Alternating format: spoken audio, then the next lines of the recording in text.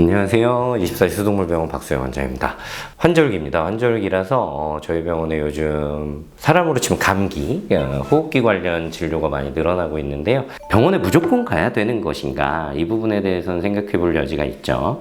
그래서 일단은 병원에 꼭 가보셔야 되는 경우를 설명을 드리자면 잠을 자지 못할 정도, 혹은 입을 벌리고 숨을 쉬어야 할 정도, 그 정도로 호흡에 영향을 주고 있는 경우에는 반드시 병원에 가보시는 게 좋겠습니다. 그리고 코가 많이 막히고 열이 나는 것 같아서, 그리고 실제로 식욕이 좀 줄어들거든요. 그런 경우에는.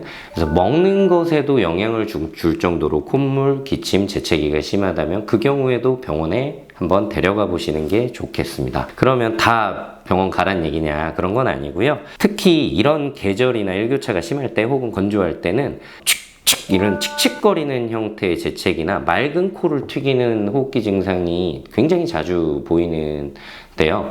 그런 경우에 사람도 마찬가지거든요. 우리도 뭐 특별히 아프지 않아도 새벽녘에 갑자기 재채기가 연달아 나온다거나 콧물이 좀 흐른다거나 이럴 수 있잖아요. 그런다고 무조건 병원에 가지 않죠. 사람과 동일하게 재채기와 콧물이 있기는 한데 활력도 좋고 멀쩡하고 그렇게 심하지 않은 정도라고 한다면 창문 단속이라든지 기온 조절이라든지 혹은 먼지가 많다던가 그런 부분을 체크하시고, 그리고 가습을 좀 해주신다면, 습도를 맞춰주신다면, 실내 온도는 뭐 따뜻하게 해줘야 된다는 것은 아닙니다. 근데 온도 차이가 너무 많아서 그런 경우 주로 새벽녘에 재채기, 콧물이 늘어나니까 너무 온도 차이가 나지 않게 해주시고, 습도는 50에서 한 60% 정도 맞춰주신다면 증상이 분명히 완화될 거거든요. 물론 뚝 그치진 않더라도 며칠에 걸쳐서 완화된다면 그 경우에는 병원에 오지 않으셔도 됩니다. 그래서 아까 말씀드린 대로 호흡이 힘들 정도, 식욕이나 수면에 영향을 줄 정도라면 더 늦지 않게 병원에 꼭 오시고요.